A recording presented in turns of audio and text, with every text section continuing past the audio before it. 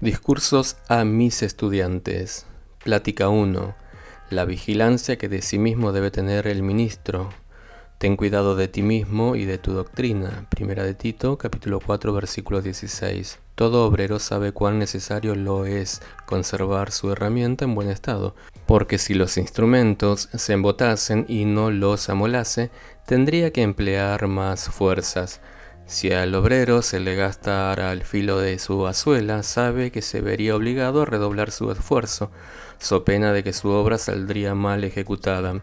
Miguel Ángel, el predilecto de las bellas artes, comprendía también el importante papel que desempeñaban los útiles que usaba, que hacía con sus propias manos, sus brochas y pinceles, ejemplificándonos de ese modo al Dios de la gracia que con especial cuidado se adapta así a todo ministro verdadero. Es verdad que el Señor puede trabajar sin el auxilio de instrumento alguno, conforme lo verifica a veces, valiéndose de predicadores indoctos para la conversión de las almas, y también lo es que puede obrar aún sin agentes, como lo hace cuando salva a los hombres sin ninguna clase de predicadores, aplicando la palabra directamente por medio de su Espíritu Santo. Pero no podemos considerar los actos soberanos y absolutos de Dios como regla para normar los nuestros.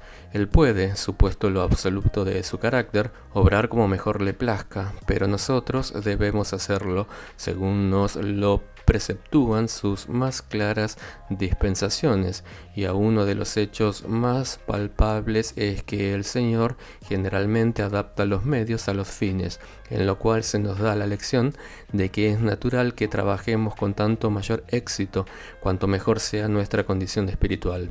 En otras palabras, generalmente efectuaremos mejor la obra de nuestro Señor cuando los dones y gracias que hemos recibido se hallen en buen orden, y lo haremos peor cuando no lo estén.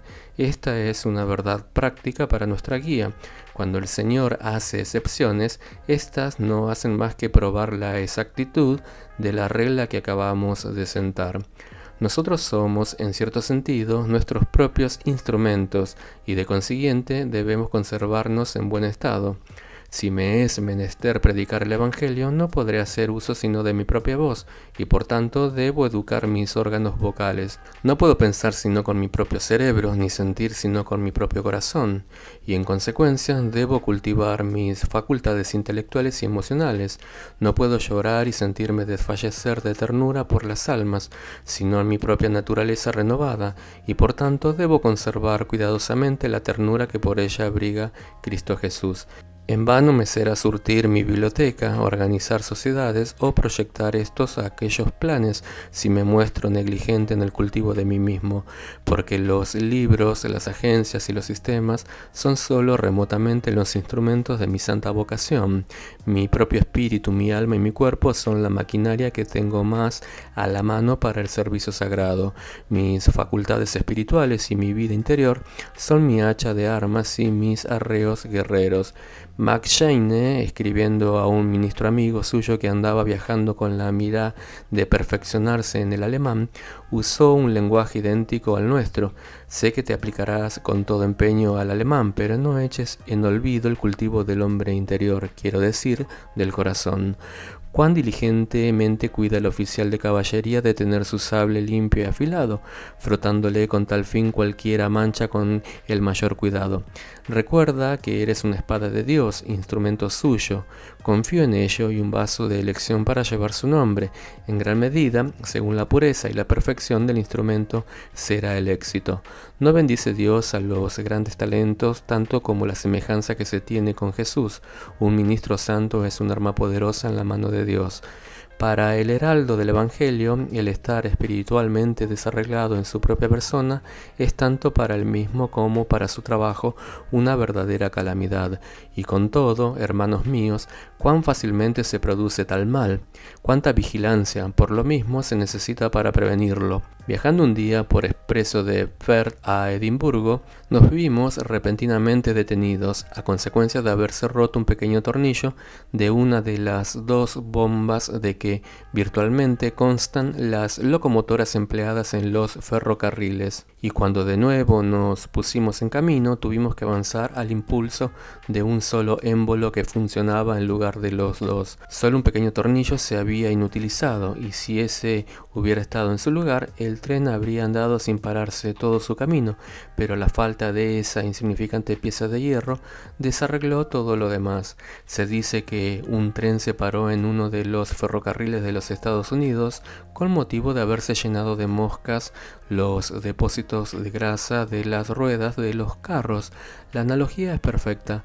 Un hombre que bajo todos conceptos posea las cualidades necesarias para ser útil, puede por algún pequeño defecto que tenga sentirse extraordinariamente entorpecido o reducido a un estado absoluto de incapacidad. Semejante resultado es de sentirse en extremo por estar relacionado con el Evangelio, que en el sentido más alto está adaptado a producir los mejores resultados.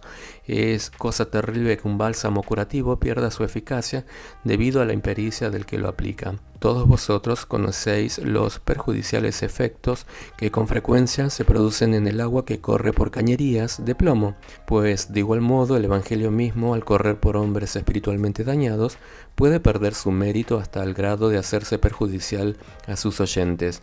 Es de temerse que la doctrina calvinista se convierta en la enseñanza peor si se predica por hombres de vida poco edificante y se presenta como una capa que puede cubrir toda clase de licencias, y el arminianismo, por otra parte, con su amplitud en ofrecer la misericordia, puede causar un serio daño a las almas, si el tono ligero del predicador da lugar a que sus oyentes crean que pueden arrepentirse cuando les plazca, y que de consiguiente no hay urgencia en acatar desde luego las prescripciones del mensaje evangélico.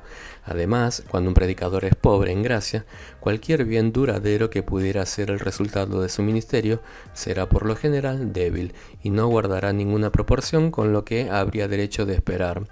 Una siembra abundante será seguida por una cosecha escasa. El interés producido por los talentos será en extremo pequeño. En 2 o 3 de las batallas perdidas en la última guerra americana, se dice que las derrotas se debieron a la mala clase de la pólvora administrada por ciertos contratistas falsarios del ejército, pues eso fue causa de que no se obtuviera el efecto buscado por el cañonero. Lo mismo puede acontecernos a nosotros. Podemos no dar con nuestra mira, desviarnos del camino que intentamos seguir y desperdiciar nuestro tiempo por no poseer verdadera fuerza vital dentro de nosotros mismos, o no poseerla en tal grado que conforme a ella pueda el Señor bendecirnos. Cuidado de ser predicadores falsarios. Uno de nuestros principales cuidados debe ser que nosotros mismos seamos salvos. El que un predicador del Evangelio sea ante todo participante de él es una verdad simple, pero al mismo tiempo una regla de la mayor importancia. No vivimos entre los que aceptan la sucesión apostólica de los jóvenes tan solo porque estos pretenden asumirla. Si la vida del colegio de los mismos ha sido vivaz más bien que espiritual, si los honores que allí han adquirido los deben a ejercicios atléticos más bien que a sus trabajos por Cristo, nosotros necesitamos en tal caso pruebas de otro género de las que ellos pueden presentarnos, por crecidos que sean los honorarios que hayan pagado a los más sabios doctores y por grandes que sean los conocimientos que hayan recibido. Un cambio no tendremos por eso una evidencia de que su vocación les ha venido de lo alto. Una piedra sincera y verdadera es necesaria como el primer requisito indispensable. Sea cual fuera el llamamiento que alguien pretenda haber recibido, si no ha sido llamado a la santidad, puede asegurarse que no lo ha sido al ministerio. Atáviate primero a ti mismo y adorna después a tu hermano, dicen los rabinos. La mano que trata de limpiar algo, dice Gregorio, es menester que esté limpia.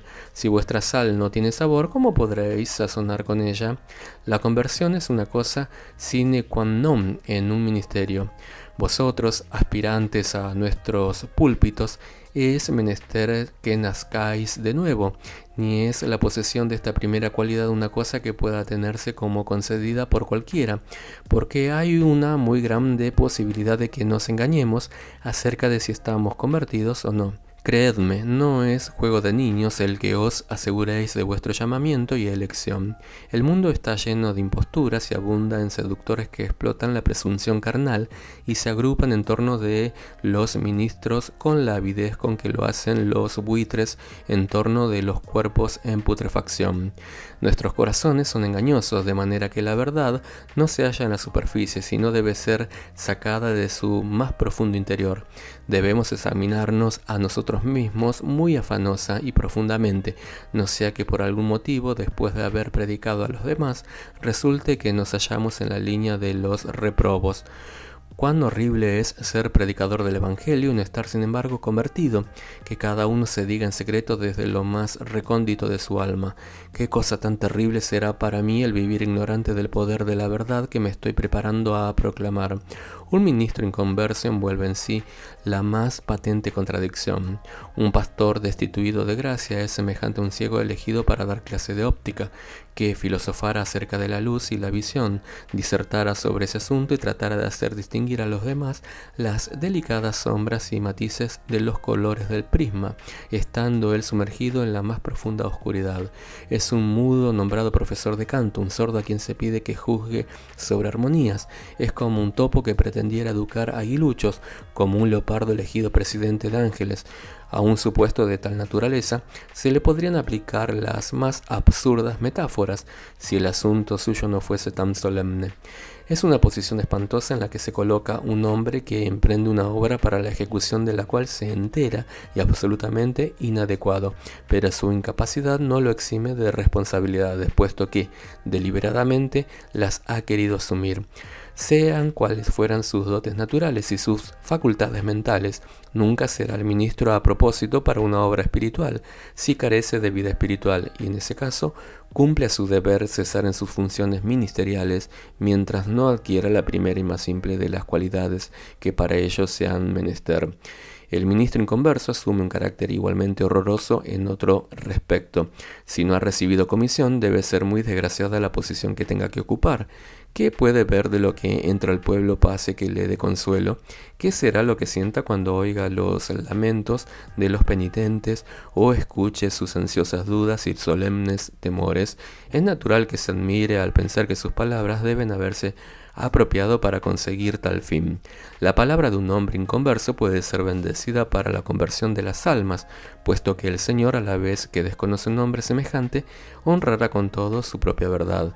Cuán perplejo debe sentirse un hombre así al ser consultado respecto de las dificultades que se presentan a los cristianos maduros. Deben hallarse muy alejados del sendero por el cual han caminado sus oyentes regenerados. ¿Cómo podrá escuchar sus goces en el lecho mortuorio o unirse a ellos en sus entusiastas regocijos cuando se congregan en torno de la mesa de su Señor? Muchas veces ha sucedido que los jóvenes destinados a un oficio que no cuadra con su carácter han huido al mar, prefiriendo esto a continuar en negocios para ellos enfadosos. Pero, ¿a dónde huirá el que ha comprendido su vida toda a este santo llamamiento y está sin embargo totalmente sustraído al poder de la piedad? ¿Cómo puede atraer diariamente los hombres a Cristo si él mismo desconoce el ardiente amor del Salvador? Oh señores, esto debe ser seguramente una perpetua esclavitud. Un hombre semejante tiene que odiar la vista del púlpito tanto como el sentenciado a galeras odia el remo. ¿Y cuán inservible tiene ese quidam que ser? Está llamado a instruir a otros siendo él mismo un necio. ¿Qué otra cosa puede ser sino una nube sin agua y un árbol con hojas solamente? Lo que pasa en el desierto a una caravana en que todos los que forman están sedientos y se sienten morir bajo los rayos de un sol abrasador, y al llegar a un pozo ardiente deseado, horror de los horrores, lo encuentran sin una gota de agua. Eso mismo pasa a las almas que, sedientas de Dios, van a dar con un ministro que carece de gracia, pues están en grande riesgo de perecer por no hallar en él el agua de la vida. Mejor es abolir los púlpitos que ocuparlos con hombres que no tienen un conocimiento experimental de lo que enseñan. ¡Ay! El pastor no regenerado se hace también terriblemente dañino, porque de todas las causas que originan la infidelidad, los ministros faltos de piedad deben ser contados entre las primeras. El otro día leí que ninguna fase del mal presentaba un poder tan maravilloso de destrucción como el ministro inconverso de una parroquia que contaba con un órgano de gran valor, un coro de cantores profanos y una congregación aristócrata. Era de opinión el escritor que no podría haber un instrumento más eficaz que ese para la condenación.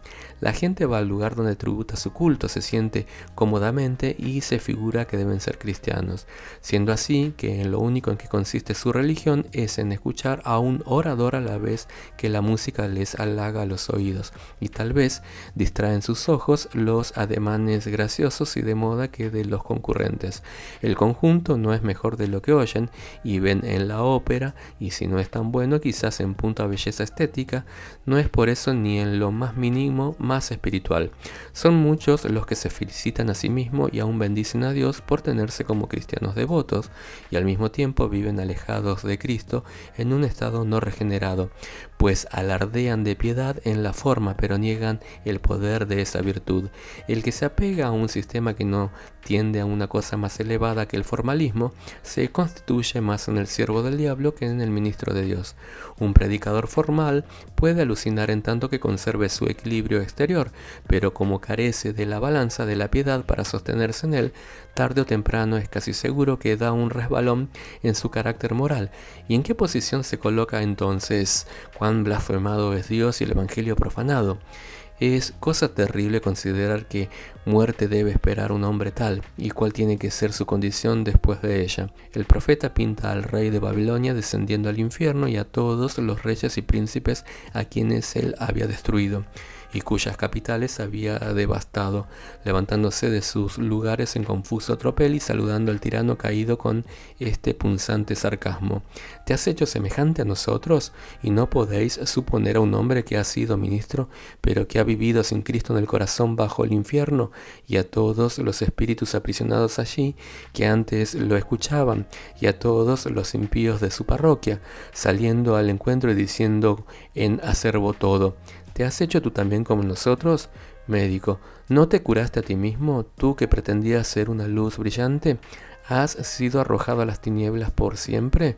Oh, si alguno tiene que perderse, que no sea de esta manera. Perderse bajo la sombra de un púlpito es cosa muy terrible, pero lo es mucho más perecer desde el púlpito mismo. Hay un pasaje pavoroso en el tratado de Juan Bouchant titulado Suspiros del infierno, que a menudo repercute en mis oídos. ¿De cuántas almas, dice, no han sido los ministros ofuscados el medio de destrucción por su ignorancia? La predicación de los tales no fue para las almas, mejor que el arsénico para los cuerpos. Muchos de ellos es de temerse que tengan que responder por poblaciones enteras.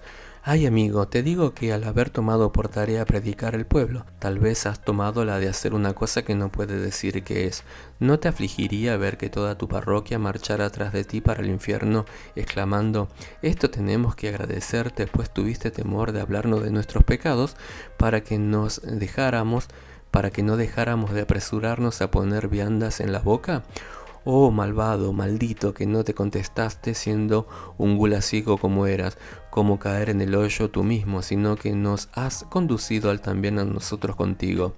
Richard Baxter, en su Pastor Reformado, entre otras muchas solemnes cosas, escribe lo que sigue: tened cuidado de vosotros mismos, no sea que os halléis faltos de esa gracia salvadora de Dios que ofrecéis a los demás y seáis extraños a la obra eficaz de ese evangelio que predicáis, y no sea que a la vez que proclamáis el mundo la necesidad de un Salvador, vuestros corazones lo vean con menosprecio y carezcáis de interés en él y en sus salvadores beneficios. Ten cuidado de vosotros mismos, repito, no sea que perezcáis a la vez que exhortáis a otros a que se cuiden de perecer, y no sea que os muráis de hambre a la vez que les preparáis el alimento, aunque se haga la promesa de que brillarán como estrellas a aquellos que vuelvan a muchos al camino de la rectitud. Daniel capítulo 12 versículo 3. Esto es en el supuesto de que los tales hayan vuelto primero ellos mismos a él, y no podría ser de otra manera porque semejantes promesas promesas se hacen quaeteris paribus et sub positis supponendis. Su propia sinceridad en la fe, en la condición de su gloria, simplemente considerada. Si bien sus grandes trabajos ministeriales pueden ser una condición de la promesa de su gloria mayor, muchos hombres han amonestado a otros para que no vayan al lugar de tormentos, al cual ellos mismos, sin embargo, se apresuran a ir. Se hallan ahora en el infierno muchos predicadores, que centenares de veces han exhortado a sus oyentes a poner el mayor cuidado y una diligencia suma en evitarlo. ¿Puede racionalmente imaginarse que Dios salve a los hombres tan solo porque estos ofrezcan la salvación a los demás, a la vez que la rehúsan para sí y porque comuniquen a otros aquellas verdades que por su parte han visto con descuido y menosprecio? Andan vestidos de andrajos muchos sastres que hacen ricos trajes para otros, y apenas pueden lamerse los dedos algunos cocineros que han aderezado para los demás platillos suculentos. Creedlo, hermanos, Dios nunca ha salvado a nadie porque haya sido predicador, ni porque haya tenido habilidad para ello, sino porque ha sido un hombre justificado y santificado, y en consecuencia fiel en el trabajo de su Señor. Cuidad por tanto de ser primero, aquello que persuadís a otros que sean, creed en lo que diariamente los persuadís a que crean, y hospedad en el corazón a Cristo y al Espíritu que ofrecéis a los demás. El que os mandó que amaráis a vuestros prójimos como a vosotros mismos, implicó en ese precepto el de que os amaseis a vosotros mismos y no odiaseis ni destruyeseis tanto a vuestras personas como a ellos. Hermanos míos, que estas importantes máximas causen en vosotros el efecto debido. No puede haber necesidad, seguramente, de agregar más nada, pero permitidme, os ruego que os examinéis vosotros mismos, para que así hagáis uso de lo que sobre este particular os llevó dicho. Una vez fijado el punto de la verdadera religión, sigue en importancia para el ministro el de que su piedad sea vigorosa. No debe conformarse en caminar al mismo paso que las filas del común de los cristianos. Es preciso que sea un creyente maduro y avanzado, porque los ministros de Cristo han sido llamados con toda propiedad, lo más escogido de su escogimiento, lo selecto de su elección, la iglesia entresacada de la iglesia. Si fuera llamado a ocupar una posición ordinaria y a desempeñar un trabajo común, quizá con una gracia común podría satisfacerse, no obstante que ni aun así pasaría de índole su satisfacción, pero con el hecho de haber sido electo para trabajos extraordinarios y llamado a un lugar rodeado de peligros nada comunes, debe sentirse ansioso de poseer aquella fuerza superior, única, adecuada a su posición. El pulso de su piedad vital debe latir de un modo fuerte y regular, el ojo de su fe debe ser perspicaz, el pie de su resolución debe ser firme, la mano de su actividad debe ser pronta, todo su hombre interior, en fin, debe hallarse en el más alto grado de salud. Se dice que los egipcios escogían sus sacerdotes de entre los más instruidos de sus filósofos, y luego estimaban tanto a sus sacerdotes que de entre estos escogían a sus reyes. Nosotros necesitamos que se tengan por ministro de Dios a la flor y nata de las huestes cristianas, a hombres tales que si la nación necesitara reyes, no pudiera hacer cosa mejor que elevarlos al trono. Nuestros hombres de espíritu más débil, más tímidos, más carnales y peor contrabalanceados, no son candidatos a propósitos para el púlpito. Hay algunos trabajos que nunca podríamos encomendar a los inválidos o deformes. Un hombre puede no tener las cualidades necesarias para trepar por altos edificios, su cerebro quizás sea demasiado débil, y su trabajo en un lugar elevado lo expondría a grandes peligros. Si eso es así, dejadlo permanecer en el suelo y que busque una ocupación en donde su cerebro fuerte es menos esencial. Hay hermanos que tienen defectos análogos en lo espiritual y no pueden ser llamados al desempeño de un servicio conspicuo y elevado por ser sus cabezas demasiado débiles.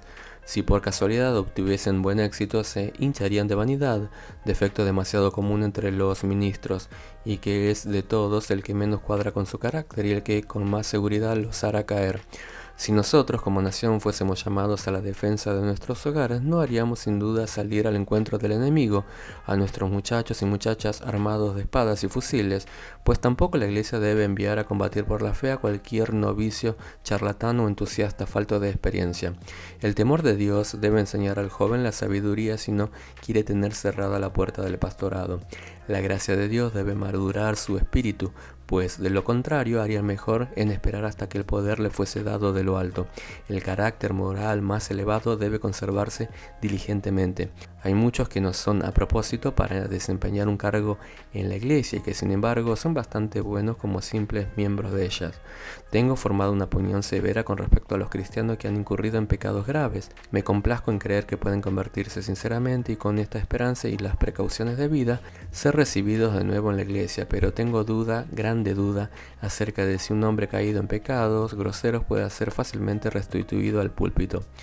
John Angell James observa, y con razón, que cuando un predicador de la justicia ha andado por el camino de los pecadores, no debe nunca abrir de nuevo sus labios para hablar a una congregación antes de que su arrepentimiento haya sido tan notorio como su falta. Que aquellos que han sido esquilados por los hijos de Amón se estén en Jericó hasta que sus barbas crezcan. Esto que con frecuencia se ha dicho en son de mofa a los mozuelos barbilampiños, a quienes evidentemente es inaplicable. Es una metáfora bastante propia y que conviene a los hombres deshonrados y sin carácter, sea cual fuere su edad. Ahí, una vez cortada la barba de la reputación, es sumamente difícil que llegue de nuevo a crecer. Una inmoralidad descarada en la mayoría de los casos, por profundo que sea el arrepentimiento, es un signo fatal de que al carácter de quien así procedió nunca fue dotado de gracias ministeriales. La esposa del César no debe exponerse a que de ella se sospeche, que no haya desfavorables rumores en cuanto a la conducta inconsecuente de un ministro, pues de lo contrario debe abrigarse pocas esperanzas de que sea de utilidad. A los caídos tienen que recibírseles en la iglesia como penitentes y en el ministerio pueden serlo si Dios los coloca allí. No consiste en esto mi duda, sino en si Dios les dio alguna vez lugar en él. En mi concepto, pues, no debemos apresurarnos a ayudar a que suban al púlpito de nuevo, a los que habiéndolo ocupado una vez han mostrado que carecen de la gracia necesaria para salir airosos en las pruebas a que se sujeta la vida ministerial.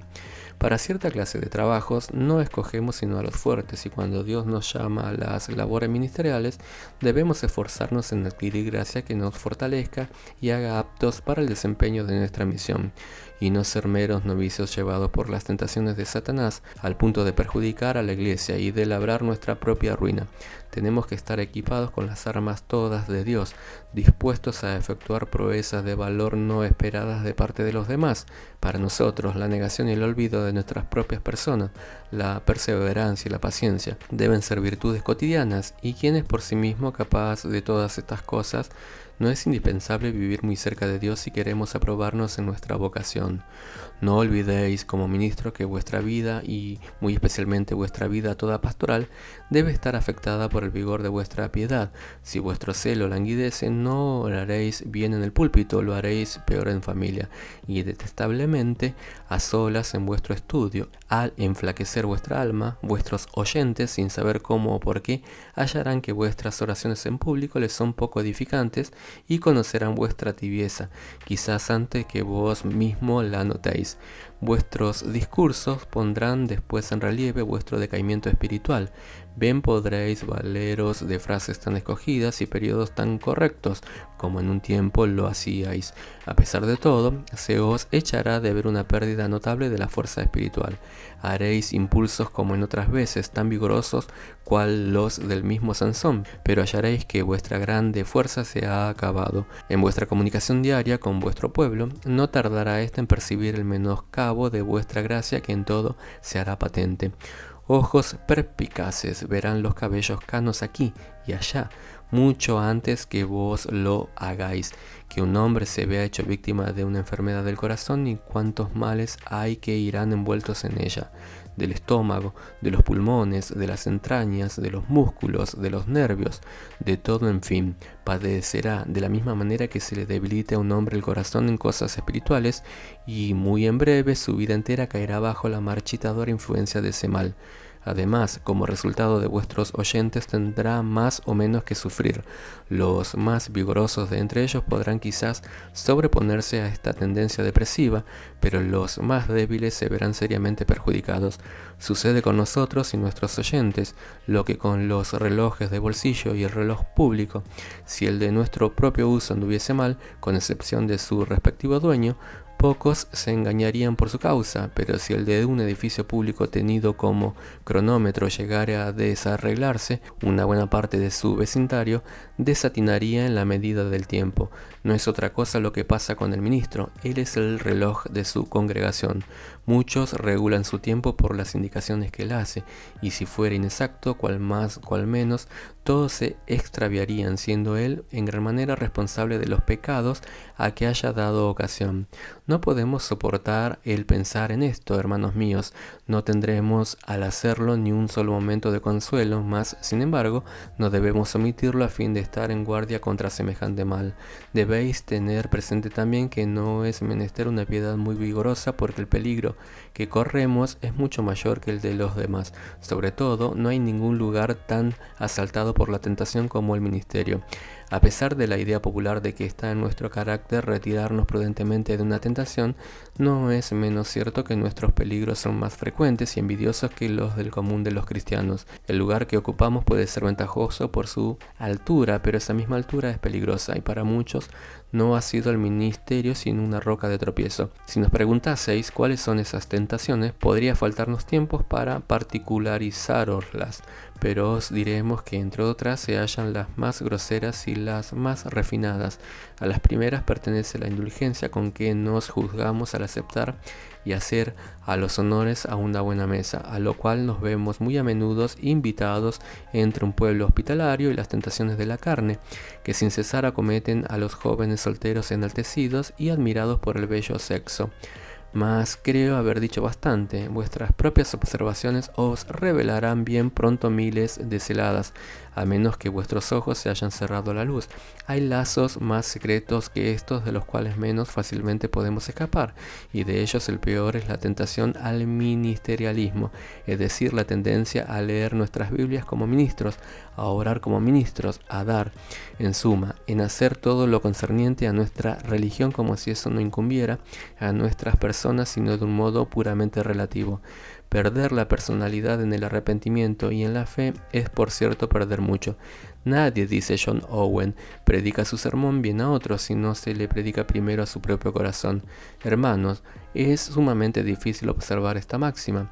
El cargo que desempeñamos, en vez de avivar nuestra piedad, como algunos aseguran, se convierte, debido a la maldad inherente a nuestra naturaleza carnal, en uno de sus más serios estorbos. Al menos así lo juzgo por mi experiencia.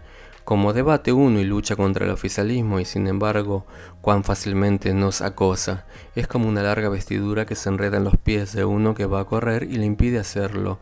Precaveos, queridos hermanos, de esta y de todas las otras seducciones de vuestra vocación, y si lo habéis hecho así hasta ahora, continuad en vigilancia hasta la última hora de la vida. Hemos hecho notar uno de los peligros, pero a la verdad hay de ellos una legión. El gran enemigo de las almas toma el mayor empeño en no dejar ni una piedra sin voltear para la ruina del predicador. Tened cuidado de vosotros mismos, dice Baxter, porque el tentador hará su primera y más furiosa embestida contra vosotros. Si sois los gulas que le salís al frente, no dejará de acometeros sino en los casos que Dios no se lo permita. Os pone las mayores acechanzas, porque tenéis por misión causarle el daño mayor, como él odia a Cristo más que a ninguno de nosotros, por ser Jesús el general del campo y el capitán de nuestra salvación. ¿Y quién hace más que el mundo entero contra el reino de las tinieblas? Es esta la razón que tiene para fijarse en los caudillos que militan bajo las banderas del Salvador, más que en el común de los soldados que igualmente lo hacen según su proporción. ¿Sabe cuánta confusión puede introducir en el ejército si los jefes caen ante su vista? Ha procurado siempre la manera de combatir contra esto, sino precisamente contra los muy grandes o muy pequeños comparativamente, y la de herir a los pastores para poder dispersar el rebaño. Y es tan grande el éxito que ha alcanzado de este modo que seguirá su táctica hasta donde pueda. Tened cuidado, por tanto, hermanos míos, porque el enemigo os mira con especial atención. Seréis objetos de sus más sutiles insinuaciones, incesantes solicitaciones y violentos asaltos. Por sabios y eruditos que seáis, tened cuidado de vosotros mismos, no sea que supere el ingenio que pensáis tener. El diablo es más instruido que vosotros y más diestro disputador. Puede transformarse en un ángel de luz para engañarlos. Se introducirá en vosotros y os echará la zancadilla antes que os pongáis en guardia, hará de juglar con vosotros sin descubrirse, os persuadirá de vuestra fe o inocencia y no sabréis que las habéis perdido, más aún os hará creer que las poseéis en mayor grado cuando ya no las tengáis. No veréis ni el gancho ni el sedal, mucho menos al mismo sutil pescador, cuando él os ofrezca en cebo incitador, y sus añagazas serán tan adecuadas a vuestro temperamento y disposición que llevará por seguro hallar auxiliares suyos en vosotros mismos, y hacer que vuestros propios principios e inclinaciones os traicionen. De esa manera, siempre que os arruine, os hará el instrumento de vuestra propia ruina.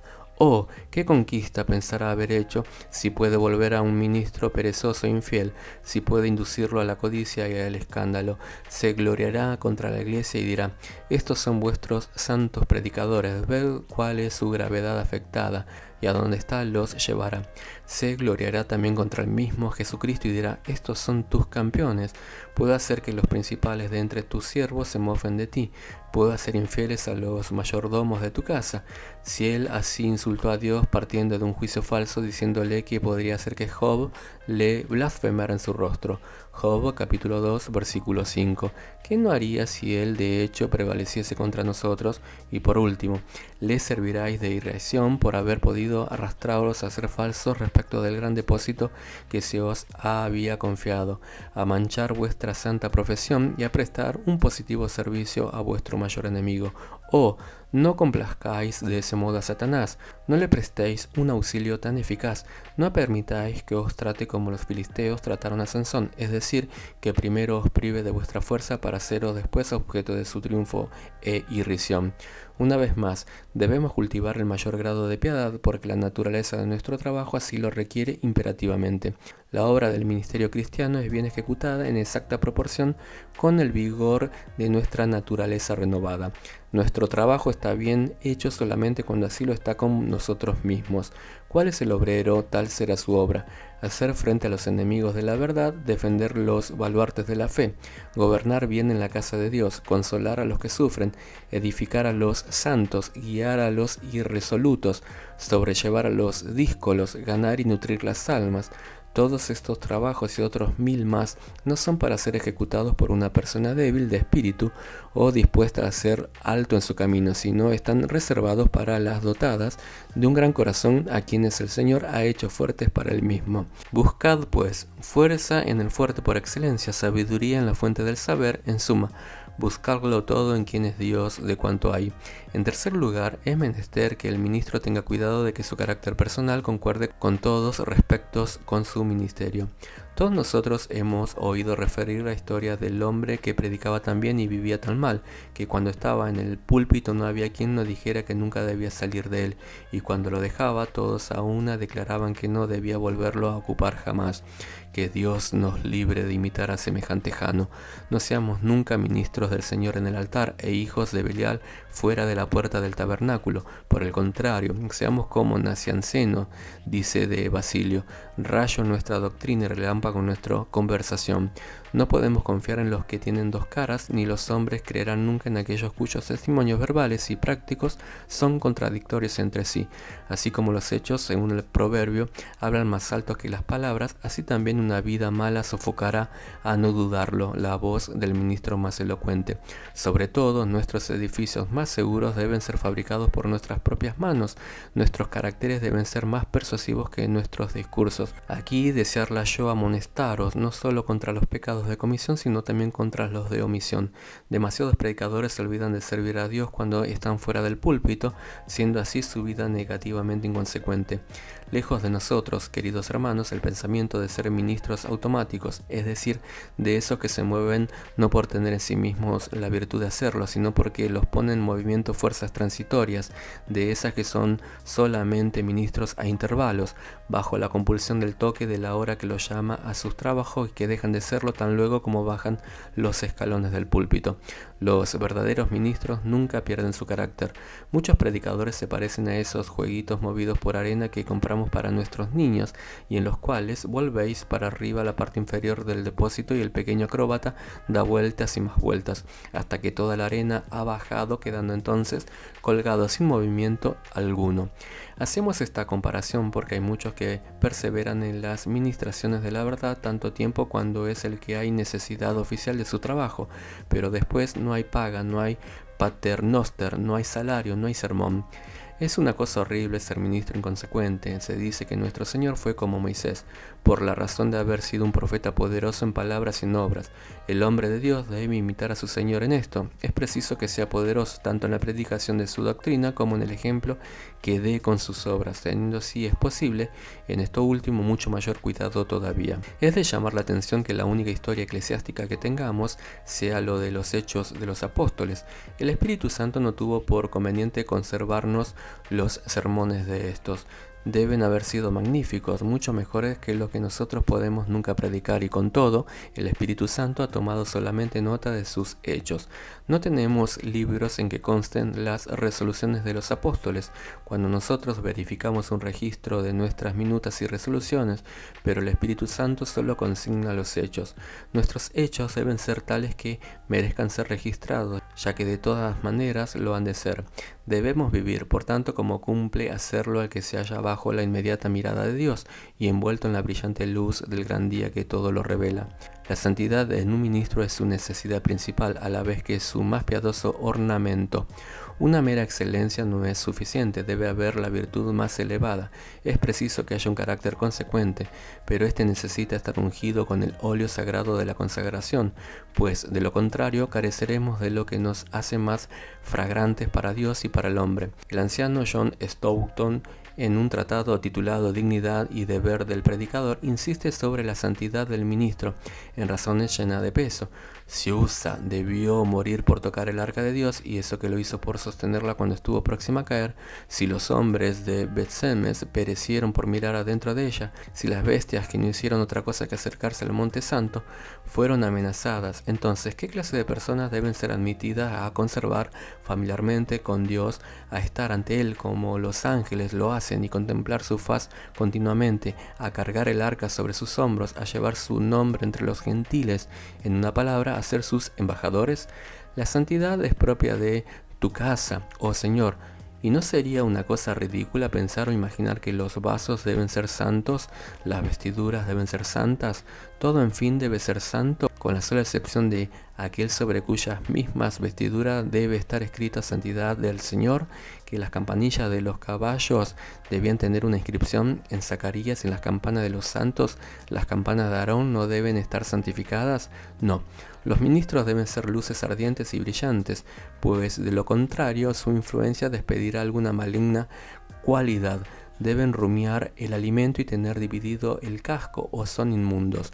Deben distribuir la palabra rectamente y andar rectamente en su vida también, y unificar así su vida y su enseñanza. Si carecen de santidad, los embajadores deshonran al país de donde vienen y al príncipe de parte de quien vienen, y éste a más ha muerto. Esta doctrina muerta, no animada con una buena vida, yaciendo en el camino, detiene al pueblo del Señor, impidiéndole que prosiga alegremente en su lucha espiritual. La vida del predicador debe ser un imán que atraiga a los hombres a Cristo, y es cosa triste, la verdad, que los mantenga separados de Él. La santidad de los ministros es un llamamiento expresivo al arrepentimiento que se hace a los pecadores, y cuando va acompañada de una jovialidad piadosa, se hace atractiva de un modo irresistible. Jeremy Taylor, en el rico lenguaje que le es propio, nos dice: las palomas de Herodes nunca habrían inducido a tantas compañeras suyas forasteras a entrar a su palomar si no hubiesen sido untadas con opobálsamo. Por eso dice Didymus: perfumad vuestros pichones, y ellos atraerán parvadas enteras. De igual modo, si nuestra vida fuese excelente, si vuestras virtudes fuesen como un precioso ungüento, pronto haríais que los que están a vuestro cargo corriesen in odorem ungüentorum tras vuestro grato perfume. Pero debéis ser excelente, no tanquam unus de populo, sino tanquam homo Dei. Debéis ser un hombre de Dios, no según la manera común de los hombres, sino según el propio corazón de Dios. Y los hombres se esforzarán en ser como vosotros, si vosotros os esforzáis en ser como Dios. Pero si os estáis en la puerta de la virtud en otro objeto que el de mantener el pecado fuera de ella, no atraeréis al rebaño de Cristo a nadie, sino a aquellos a quienes el temor arrastre a él. Ad majorem Dei gloriam. Hacer lo que más glorifica a Dios es la línea de conducta que os debéis trazar, porque no hacer otra cosa fuera de aquello que no todos los hombres necesitan hacer es proceder con servilismo más bien que con el afecto de hijos, y mal podréis ser padres del pueblo si no os comportáis siquiera como los hijos de Dios, porque una linterna sorda, aunque haya una débil brillantez en uno de sus lados, apenas alumbrará a uno y mucho menos conducirá a una multitud o atraerá a muchos de los que lo sigan por el brillo de su alma. Otro teólogo episcopal igualmente admirable, el obispo Reynolds, ha dicho enérgicamente y con razón: la estrella que condujo a los sabios a Cristo, la columna de fuego que condujo a los hijos de Israel a Canaán, no solamente brillaba, sino iba delante de ellos. Mateo capítulo 2, versículo 9. Éxodo capítulo 13, versículo 21. La voz de Jacob no se tendrá mucho en cuenta si las manos son las de Esaú. En la ley, ninguna persona que estuviese manchada podía ofrecer oblaciones al Señor. Levítico capítulo 21, versículos 17 al 20. Enseñándonos el Señor así que gracias debería haber en sus ministerios. El sacerdote tenía que llevar en su túnica campanillas y granadas, las unas como figura de una santa doctrina y las otras de una vida fructífera. Éxodo capítulo 28, versículos 33 y 34. El Señor será santificado en todos aquellos que se le acerquen. Isaías capítulo 52, versículo 11. Porque los pecados de los sacerdotes hacen al pueblo menospreciar los sacrificios del Señor. Primera de Samuel capítulo 2, versículo 17. Sus vidas malvadas, que sus doctrinas se avergüencen. Passion Christi annunciant profitendo male agendo exonerant, como dice San Agustín, con su doctrina edifican bien y con su vida destruyen. Concluyo este punto con aquel saludable pasaje Hierom ad Nepotianum: no dejes, dijo él, que tus obras avergüencen tu doctrina, no sea que los que te oyen en la iglesia contesten tácitamente: ¿por qué no haces tú aquello que enseñas a los demás? No deja de ser demasiado estrambótico el maestro que en la barriga llena trata de persuadir a otros que ayunen. Un ladrón puede acusar codicia. Sacerdotis Christi os mens, manus que concordent. En un ministro de Cristo deben estar en armonía su lengua, su corazón y su mano.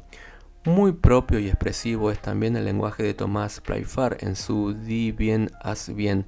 Había un actor ridículo, dice, en la ciudad de Esmira, que al pronunciar «O colem», «O cielo», señalaba con el dedo hacia el suelo. Al ver esto, Polemon, que era el personaje principal de aquel lugar, no pudo permanecer indiferente más tiempo, y se salió apresuradamente de la compañía diciendo: «Este bárbaro ha cometido un solecismo con la mano, pues ha hablado un latín espurio con el dedo.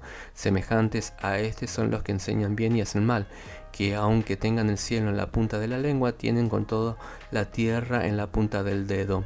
Los que no solo hablan en latín espurio con la lengua, sino una teología espuria con las manos, los que no viven, en fin, según su predicación. Pero el que tiene su asiento en el cielo se reirá de ellos desdeñándolos, y los echará a silbidos del teatro si no enmiendan su modo de actuar». Aún en las cosas pequeñas debe cuidar el ministro de que su vida sea consecuente con su ministerio. Es preciso que cuide con especialidad de no dejar de corresponder a los que de su palabra haya lugar a esperar.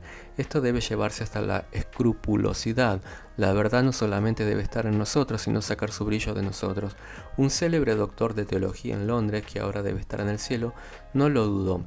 Hombre excelente y piadoso, anunció un domingo que se proponía visitar a todos los miembros de su congregación, y dijo que para poder en sus excursiones hacerles a ellos y a sus familias una visita en el año, iba a seguir el orden de sus respectivos domicilios. Una persona muy conocida mía, que era entonces pobre, se sintió complacido por la idea de que el ministro iría a su casa a verlo, y como 1 o 2 semanas antes del día en que según sus cálculos le llegaría su turno, su esposa tomó todo empeño en limpiar el hogar y asear la casa, y el hombre volvía corriendo de su trabajo esperando cada noche encontrarse con el doctor. La cosa siguió así por mucho tiempo, y ya fuera porque el doctor olvidara su promesa, porque le fastidiara cumplirla, o porque cualquiera otra razón. El caso es que nunca llegó a ir a la casa de este pobre, dando eso por resultado que el hombre perdiera la confianza en todos los predicadores y dijese: ellos cuidan de los ricos, pero no de nosotros los que somos pobres. Nunca volvió a concurrir a ningún lugar de culto por muchos años, hasta que al fin fue a dar a Exeter Hall, y fue oyente mío durante todo el resto de su vida. No fue pequeña tarea la de convencerle de que cualquier ministro podía ser hombre honrado y amar imparcialmente tanto a los ricos como a los pobres. Evitemos el incurrir en tal falta, siendo exactos en cuanto al cumplimiento de nuestra palabra. Debemos recordar que se fija mucho en nosotros la atención. Los hombres apenas se atreven a quebrantar la ley ante la vista abierta de sus semejantes. Pues bien, en una publicidad así nosotros vivimos y nos movemos. Somos vigilados por miles de ojos perspicaces como de águila. Comportémonos de manera que nos tengan sin cuidado el que los cielos todos, la tierra y el infierno llenen la lista de nuestros espectadores. La posición pública que ocupamos será para nosotros una gran ganancia, si podemos mostrar los frutos del Espíritu Santo en nuestra vida. Cuidad mucho, hermanos míos, de no desperdiciar esa ventaja. Cuando os decimos, queridos hermanos, que cuidéis de vuestra vida, os damos a entender que lo hagáis aún de las cosas al parecer más insignificantes de vuestro carácter. Evitad el contraer deudas ni aun pequeñas, toda falta de formalidad, el inmiscuiros en chismografías, el entablar disputas, el poner apodos, todos aquellos defectos, en fin, que son otras tantas moscas que llenan y echan a perder el aceite. La indulgencia con que uno se juzgue a sí mismo y que ha ocasionado, y el menoscabo de la reputación de muchos, es una cosa que no debéis nunca permitiros. Ciertas familiaridades que dan lugar a que se sospeche del que las gasta deben evitarse, procediendo en todo con el mayor decoro y castidad. La aspereza de carácter que hace a algunos temibles y repelentes, y las chocarrerías que hacen a otros despreciables, son defectos de que debemos huir a todo trance. Estamos expuestos a correr grandes riesgos si nos disimulamos ciertas cosas tendidas como pequeñas. Debemos ser nimiamente escrupulosos en obrar en todo, normándonos a la regla de no inferir la menor ofensa en nada, a fin de que el ministerio no sea nunca censurado. Hasta aquí he corregido. Entiéndase, sin embargo, que no queremos decir por esto que estamos obligados a sujetarnos a cualquier modo a capricho de la sociedad en que vivimos. Por regla general me distinguen las modas de la sociedad y detesto el convencionalismo, y si me pareciera mejor pasar por sobre una ley impuesta por una vana etiqueta, no tendría escrúpulo en hacerlo. No, somos hombres libres y no esclavos, y no tenemos necesidad de postergar nuestra libertad varonil para convertirnos en lacayos de los que afectan donosura o blasonan de elegancia. A lo que me contraigo, hermanos, es a que debemos huir como de una víbora de todo lo que muestre falta de buena crianza o grosería, por ser esto cosa que se acerca mucho al pecado.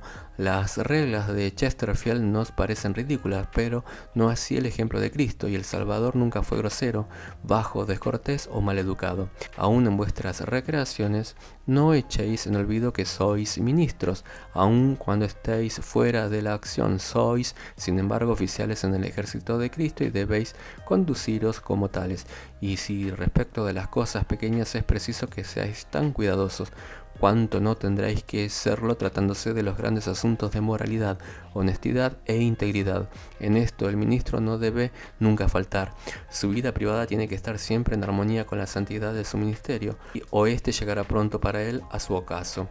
Y mientras más en breve se retire de él, será mejor, porque la continuación en su cargo no hará más que deshonrar la causa de Dios y labrar su propia ruina.